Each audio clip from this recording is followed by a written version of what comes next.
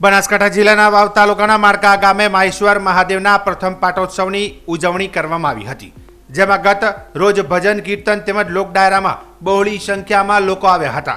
તેમજ બીજા દિવસે હવન યજ્ઞ યોજવામાં આવ્યો હતો, જેમાં ગામના અગ્રણી સાથે વાતચીત કરતા જણાવ્યું હતું કે દેવતાઓ ગામના લોકોને ફળ આપી ગામમાં સારી સમૃદ્ધિ થાય તેવી તેમજ આવતા રોગને નાશ કરવામાં આવે તેવી પ્રભુને પ્રાર્થના કરી હતી.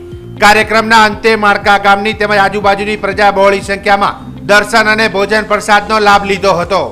વાવ તાલુકાના માળકા ગામે ગઈ સાલે 3 ફેબ્રુઆરી 2 રોજ જે પ્રતિષ્ઠા થયેલી હતી એના અનુસંધાને વિક્રમ સંવત 2080ના મહાસુદ તેરસ તારીખ 22/2/2024ના દિવસે પ્રથમ પાટોત્સવ દિનની ઉજવણી કરવામાં આવી.